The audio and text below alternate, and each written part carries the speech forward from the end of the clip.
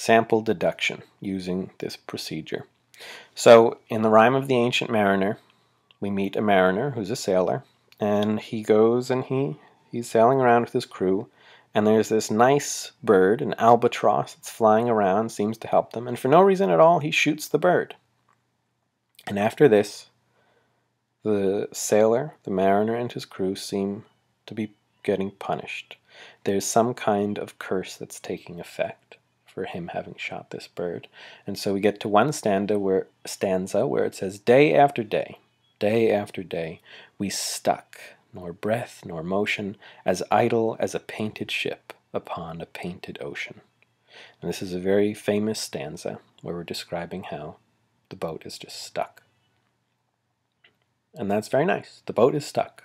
So what? How can we dig deeper and find a deeper meaning into this in this stanza? Why is it so famous? Why has it lasted for, over hundreds of years now? So let's go through our procedure.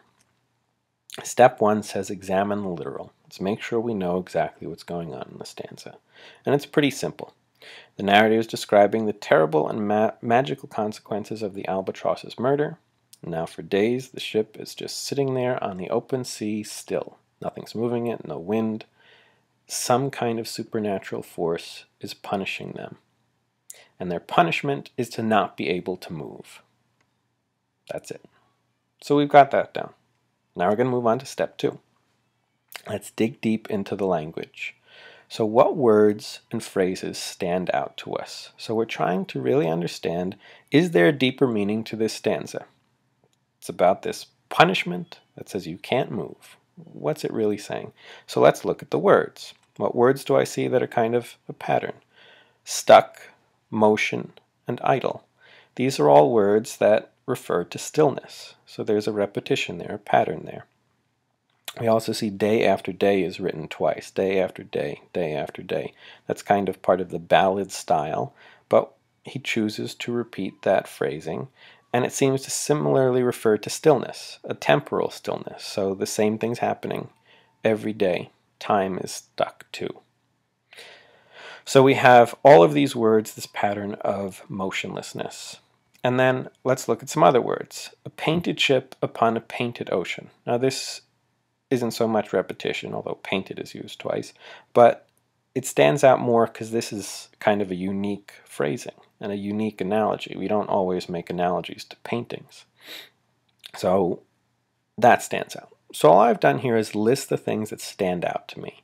The patterns, the unique things. That's step 2. Step 3. Come up with questions. And this is very, very simple. You just say, okay, I've noticed this pattern. Why is there a pattern here? So why does the narrator focus on motionlessness while trying to explain the consequence of the albatross's death? Why is motionlessness a punishment? Why is it punishment to be still for this mariner, for this sailor? And next, what purpose does using a painted ship as an analogy serve? Why that analogy? Why compare it to a painting when you compare it to anything else? You could compare it to a child who has been told to sit still, and that's their punishment. That would be a very clear analogy, but instead, Coleridge chose to compare it to a painted ship. So those are our questions, and if we answer those well, we may be able to find the deeper meaning of this passage and understand why it's so famous. So now let's move on to the next step. I don't know why that's there, but it seems to work. Okay, we're moving on to the next step. We're going to draft possible answers, and this will take us some time. Why does the narrator focus on motionlessness? All right, so let's think about it. The first thing I can come up with is the mariner killed something. Anytime you kill something, that thing can no longer move. So maybe this is kind of an eye for an eye thing. The mariner should not be able to move, just like the bird should not be able to move. Okay, it's possible. Next, well, I'm thinking also that a mariner is a sailor, and a sailor moves. That's what they do. We say they have the wind at their back, that, they're sailing the open seas. I mean, for a sailor to not be able to move seems like a real punishment. So that seems to work. Next, I'm thinking about context. Earlier in the poem, the sailor was trying to avoid this icy area, and the albatross was helping them. So maybe the punishment is to become frozen, because that's what he wanted to avoid most. And when we say the rime of the ancient mariner, it's spelled R-I-M-E. Rime has to do with ice, so that's possible. Next, let's go to that painted ship. So let me think about all the possibilities. Well, the most obvious thing is that painted ships don't move because they're just stuck there. They're painted. They're a simple image. So again, we're emphasizing motionlessness. So that's there. Another thing maybe just coming to me, painted ships are not real ships. They're fantasy ships. They're made up. And this story is full of supernatural things. So maybe Coleridge is saying that the ship is not really real. Just like painted ships look real, but they're not really real. I don't know. Maybe that's what's going on. Painted ships are two-dimensional. So this is suggesting that the mariner is very shallow. Painted oceans seem like they're deep, but they aren't really. So it emphasizes shallowness. That's possible. Painted ships and painted oceans are ultimately artificial. They pretend to be what they're not. So a ship that can't move makes the mariner an artificial mariner, a painted one. He can't do his job, so he's restrained. So it's possible that he's using that painted analogy to say that now that the mariner can't move in his ship, he no longer counts as a real mariner. So these are all the possibilities I've come up with. 7 different answers to 2 questions. The next step is to rule out the impossible. What doesn't seem really linked to the text and this scene in particular? So the first thing I crossed out here was this third bullet, the thing about ice. Ice is in the text earlier on, but I don't think that the author is really talking about motionlessness because he wants us to assume that the mariner has become frozen. Now, that might work in an essay if you could prove it, but it seems like one of those things that you're stretching out, just saying, oh, now the mariner is punished to be frozen, like the ice he was trying to get away from. Maybe, but I don't think so. I think the other ones make more sense. Next thing I'm crossing out is, let's see if my arrows here are working. This third one, the arrow will show up in a moment.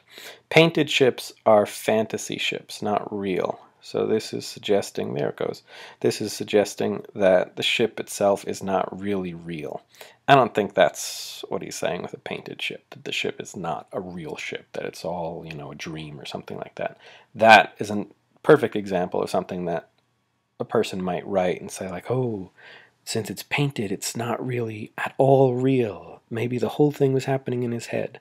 It sounds good if you were like making a daring conclusion about the story, but it's really, there's no evidence for that other than this possible one word. So cross that out. Painted ships are two-dimensional.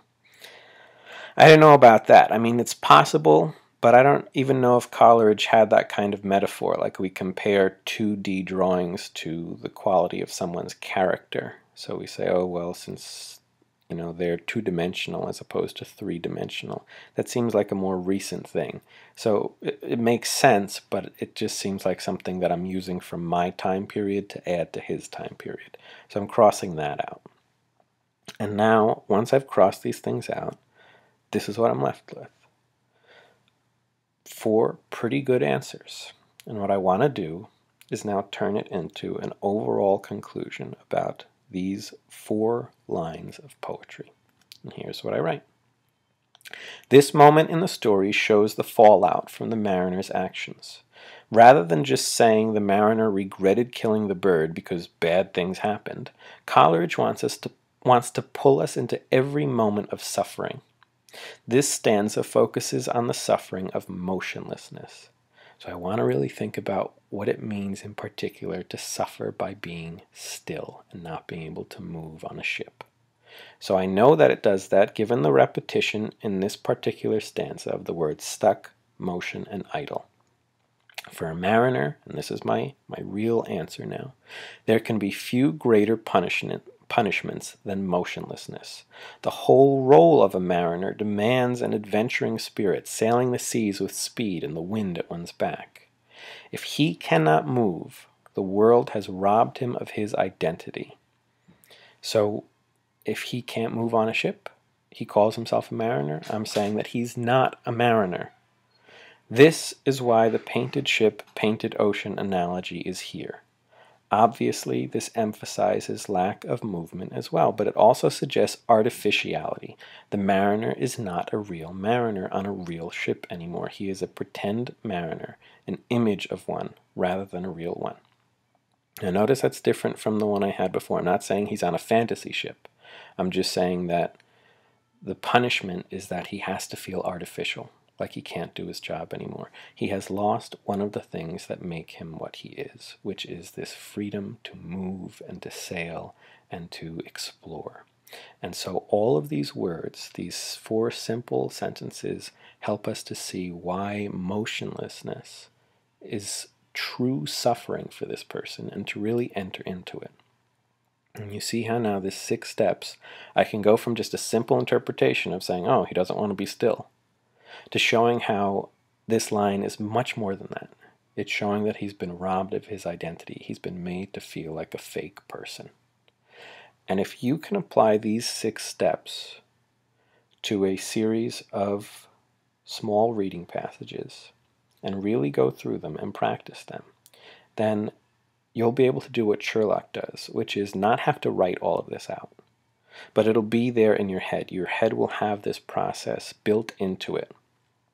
And what you'll be able to do is read and then just sit there and think these 6 steps through. What does this mean? What words stand out? What questions does this raise? What are some possibilities? Which of the possibilities don't make sense? Which ones do? Okay, this is what it means. And so if you practice writing these steps out, eventually it'll just become part of who you are and you'll become a much better reader. So that's why we're going to practice these by having you write them out. Go to my website to see what the next steps are for tomorrow's class and other classes like this, and we'll work from here.